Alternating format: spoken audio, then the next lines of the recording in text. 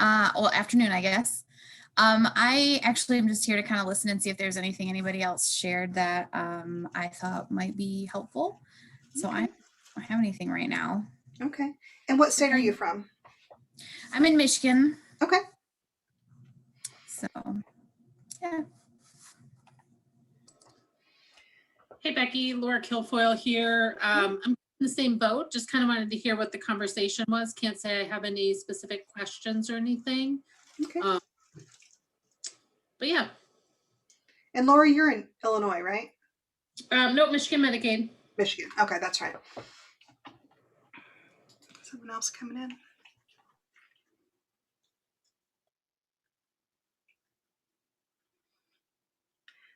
We are getting ready to put a new resource on our website that I hope will be helpful. I'm reviewing a different state right now. I'll share my screen here. This one is for Ohio, but we're going to have one going up on our website for Michigan today or tomorrow. And then this will go up as well. So basically, how do you navigate your state's General Assembly website to see what is going on as far as new bills being presented and information. Welcome, Katie. What state are you from?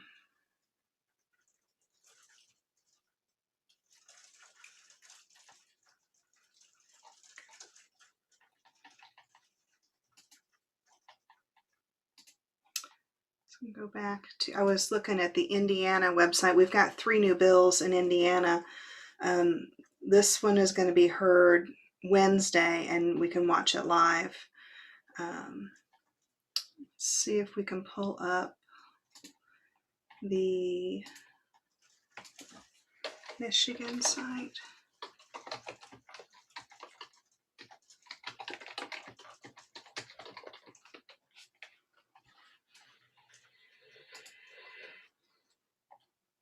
So we can either go to the House or the Senate.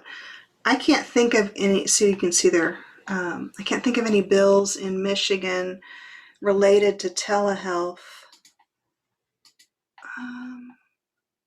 that are currently being heard. I don't know if you guys are aware of any. Yeah, there was one, I'm trying to think. Time blurs together with COVID. I want to say there was one in like November where it was kind of a parody type of potential bill. I'm trying to think. I think it was Senate bill, I want to say 897, something around there. I don't think it went anywhere though. I think it just got stalled. Okay. But I know I have that one because our state legislature site has a great tracking device too, where it'll track the legislation and then you probably, yep. And so it hasn't popped up recently. So I'm curious if it has moved. I don't believe it has. It hasn't popped up in my tracking thingy. So I don't think it has. I want to say it's maybe it's 898. Senate Bill 898. Okay.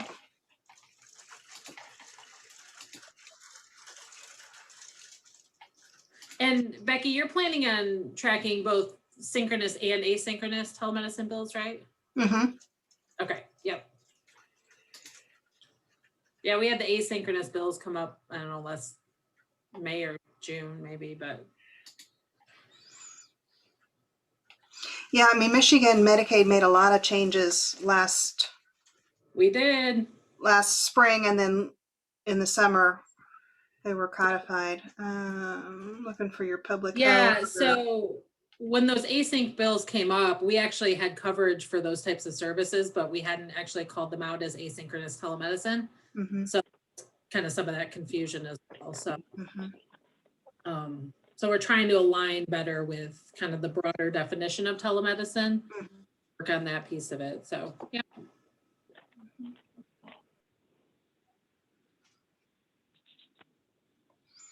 Yeah, I'm not as familiar with this website.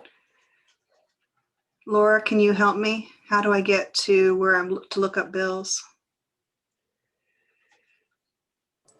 I just have it bookmarked, so I'm not sure where we're coming from. Here we go. Yep. Yeah, Senate Bill 898, maybe. Senate. Yep, so S 898. Oops. Oh, nope. Try just S 898 and see what. Okay.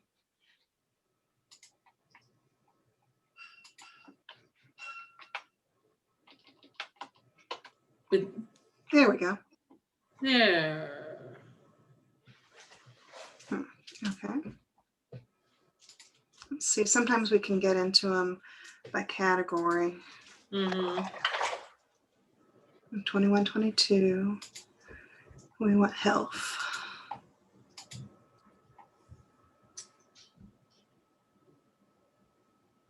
I think it'd be 2021, actually.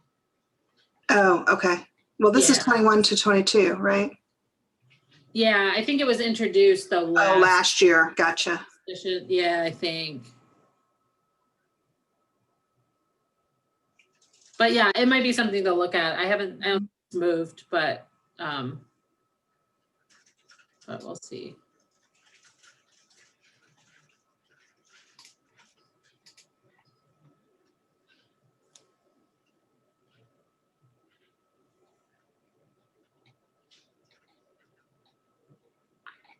Sorry for the scrolling.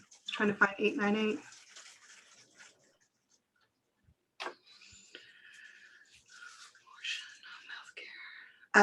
For those who just joined, we're just looking at, we got some people from Michigan on the line, and we're just looking through the Michigan legislature, their website to see what's the status on different bills related to telehealth. We're not finding any just yet. I'm gonna go back. Let's see, where was that? Here, all these rules. So there was all kinds of public hearing stuff on this bill tracker here that CCHP does, but that was it related to telehealth.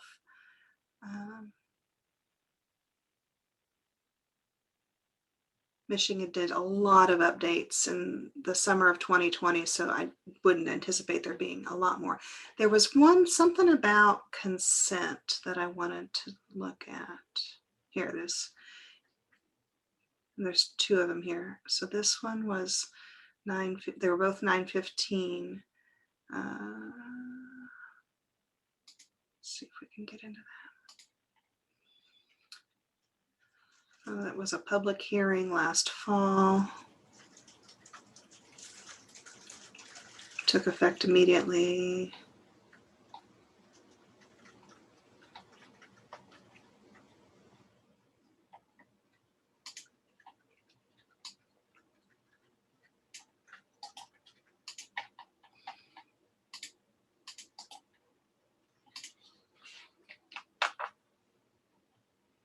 No, that's not what I wanted to do.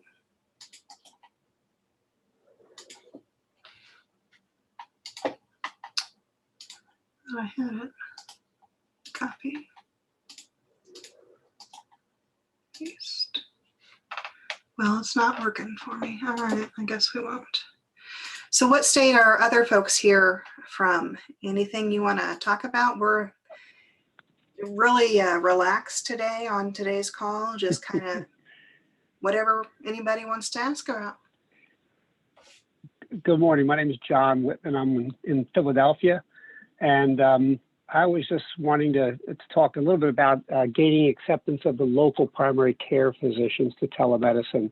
I've been working with a couple projects where I have a multi-specialty telemedicine service that will provide after-hour service, evenings, nights, weekends, and holidays. But getting some of the local primary physicians to accept and use the telemedicine has been challenging at times. And I know there's fear of reimbursement loss. I know there's fear of increased liability. But even after, going through that and expressing and responding to those concerns, there's still some docs that just don't want to use it and refuse to. And I'm at a point with some of the projects where I want the medical director of the facility to make it sort of mandatory. If you can't respond to a call about one of your patients in a reasonable time frame, and not just on the phone, but by presence, then it should revert to a telemedicine option. And I'm wondering if anybody else is having that problem or has taken that approach or has any thoughts on that approach. Anyone?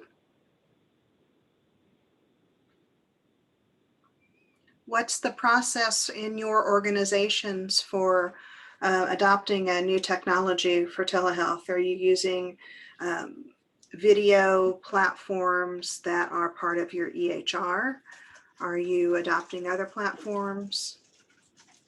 What's your process? When I start a new project and they have multiple nursing facilities involved, we have a series of video meetings with the management teams, including the medical director, talking about the program itself, how it works, the process. We have a series of videos that we show them on how to use the equipment, why it's important, the types of patients it's very beneficial for. And we work with the nursing staff and train them on the kinds of patients to be looking for. The director of nursing goes through the hospital log regularly to see if those that were sent to the hospital had telemedicine visits before. And if they didn't, if it was a true emergency and they just sent them to the hospital, you know, what happened 12, 24 hours before that potentially should have been captured by the staff and then referred to the telemedicine. So we're going through a good bit of training, and for the most part, it's working, but we just have some doctors that just will not accept it no matter what you do. I don't know if they think it's the beginning of the end of primary care or what, but they just are so unresponsive. And my concern is if you got a patient that has a turn in a medical condition, you call them at 10 o'clock in the morning. Some of these docs don't call back to the end of the day after they've finished all their office hours. It could be 5 or 6 o'clock that you hear, and that's just not quality care and not appropriate. So I'm trying to get these facilities to implement a policy through the medical director, who has ultimate control, to basically say, if you can't respond, you know, quickly within a reasonable time frame, then we'll pass it on to somebody that can. And just one more caveat there, calling back on the telephone to me is not a good response. I mean, when you look at the studies that show you that 40% or more of the current nursing home to hospital admissions are, when they looked at them in retrospect, don't have a medical diagnosis to justify the stay, it's because they use what I call phone medicine. You know, on the phone, you can't differentiate if that patient's chest pain is a cardiac issue or whether it's just a pulled muscle between the ribs. And with telemedicine, you can take the steps to differentiate that. And if it's just the pulled muscle, you keep them in the facility, a little lidocaine and 2 aspirin, and you resolve it, as opposed to a ambulance ride and a long ER wait and a long hospitalization. So anyway, I'm starting to get a little bit, I don't know if aggressive is the word, or impatient is probably a better word, where some of these docs that just don't want to accept using telemedicine and or aren't willing to then take the right steps to make sure their patients get the right level of care in a reasonable time frame. Anybody have any thoughts on that?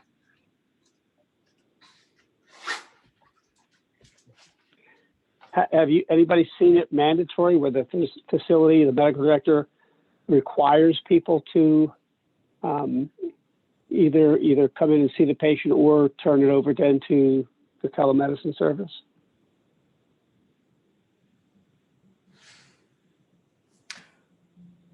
All right, well, never hurts to ask. Does anybody think that's too aggressive an approach? I don't know about that. A lot of our resistance from providers, and it's a very different situation, but a lot of our resistance from providers came from the assumption that patients wouldn't be willing or interested in it. And so I think that, like, in some ways, I mean, and we're, you know, it's a different situation because we are a primary care provider and we offer telehealth, and then we also offer in-person appointments, and you know, and they can see sometimes their primary care provider through telehealth depending on scheduling. But I think that the communications we did surrounding telehealth to our patient population, you know, and making sure that they knew that it was an option really changed the way, because then it wasn't just like this thing that you're offering to patients, or it feels like patients were actually asking for it because they didn't want to come in or whatever that might be. And I think that changed some providers' perspective of it, in terms of they assumed that their patient wouldn't really be interested in it or be able to engage with it. But so many people have done, social Zooms at this point. There's, pretty small, the population of patients that aren't really unwilling to engage with it at all really decreased, and patients started kind of advocating or wanting it themselves. Yeah, and in the nursing home environment, I find very few patients or their responsible parties that don't want to use the telemedicine. I mean, that's almost non-existent, to be honest. So the trouble all comes back to, how do you decrease the time it takes for a physician to respond to a patient that has a deteriorating medical condition going on?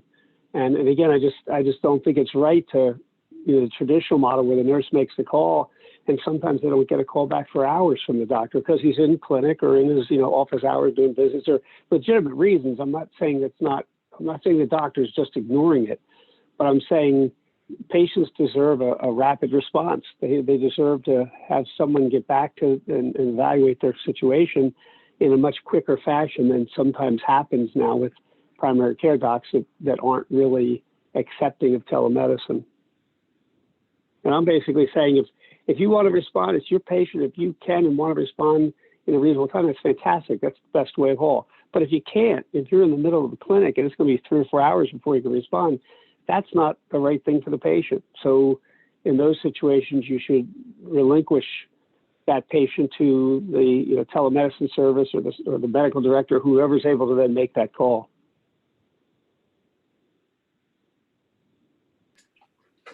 Anyone else have any thoughts?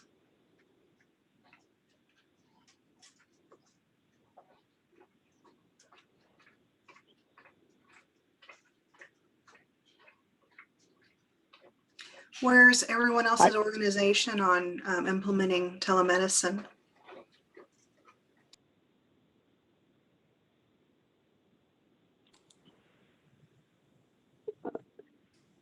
I don't represent an organization. This is John Whitman again, but I've got civil money penalty applications that was just approved for one in Florida to implement telemedicine in 28 facilities, one in North Carolina for 10 facilities. I have an application in Kentucky for 17, Indianapolis for 63. That's a pretty big one. And I'm finishing up one for Texas, which will have 56 facilities included. And I'm including in them not just the ability to prevent unnecessary and avoidable hospital admissions, which has always been my primary goal, but more recently now with COVID, telemedicine is also a way to help prevent the risk of spreading COVID, because you're not sending people inappropriately to the hospital, potentially exposing them and then returning them to the facility. We're doing specialty consults through telemedicine, so you don't have to send the resident, the staff person out of the facility, getting the potential of exposing them and bringing it back. And then thirdly, we're trying to get the primary care docs, instead of doing routine physical visits in the facility, to use the telemedicine and again avoid the potential of exposure.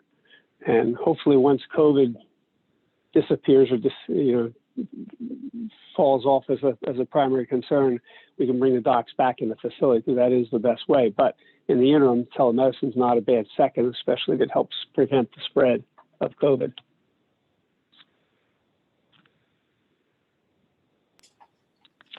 Thanks, John.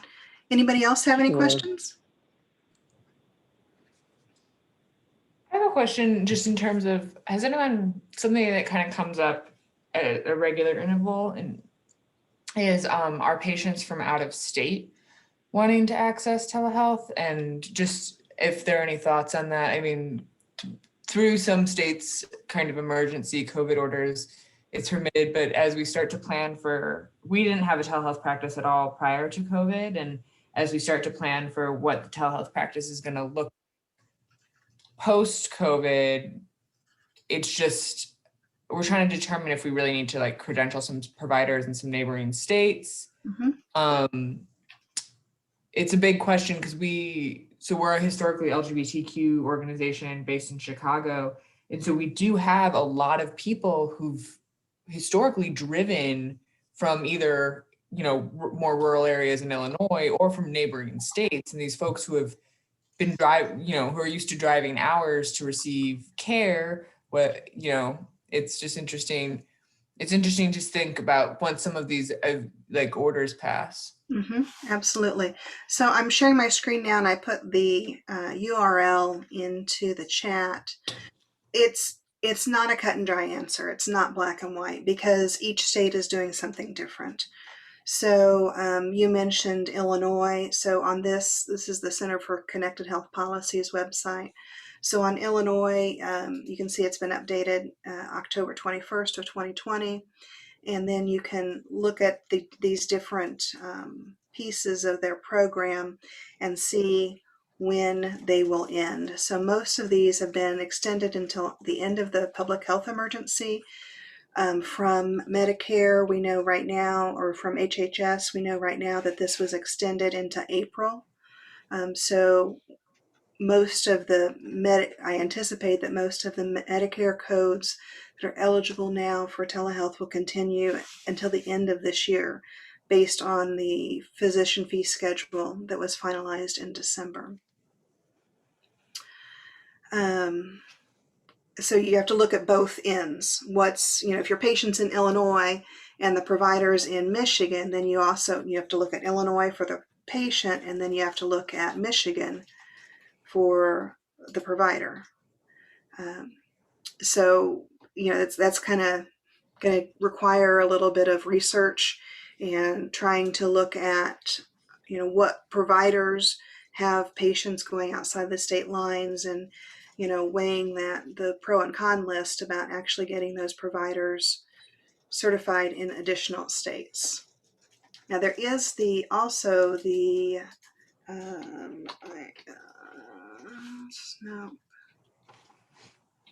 interstate medical relations or compact. If it's a physician, there are compacts for physicians and nurses and psychiatrists. If it's a physician, you can see that both Michigan and Illinois are part of that compact. So it might not be that difficult to get that provider licensed in the other state. Yeah, I think that we might end up having to move forward with that pathway it's hard when when things have opened up due to these emergency orders to, in 6 to 12 months, tell somebody, actually, you have to now go back to driving an hour and a half or 2 hours for care. Right, absolutely.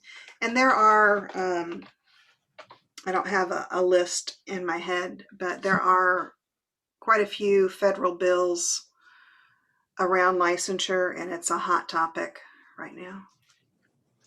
Yeah. Do you all, as a resource center, have any, and don't mean to capitalize the time, but I think that we would also be looking into, in terms of, there's a significant amount of research that goes into determining which states we can and in terms of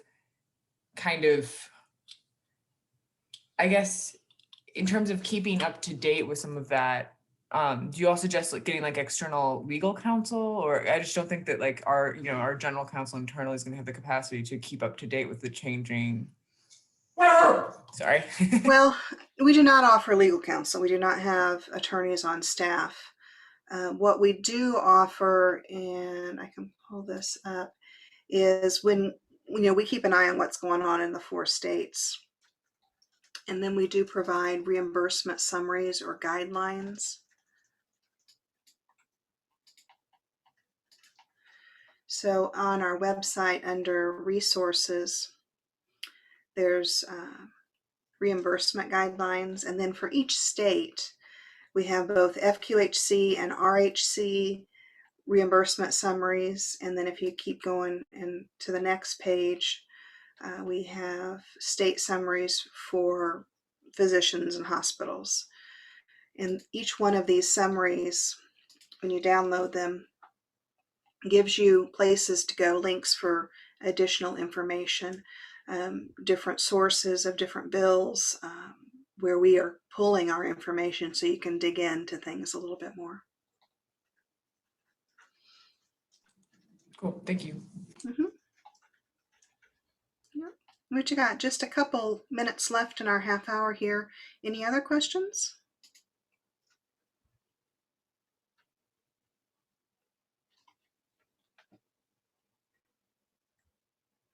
Carolyn, do you have the survey for today?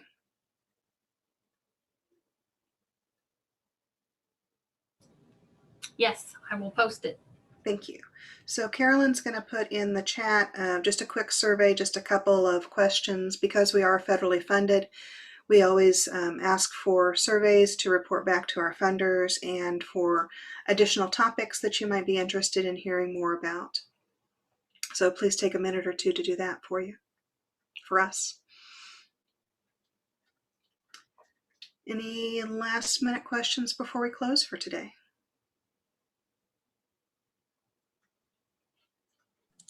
Nope, thank you. Okay. Well, thank you very much for joining us today. I hope you have a great rest of your day. Thank you.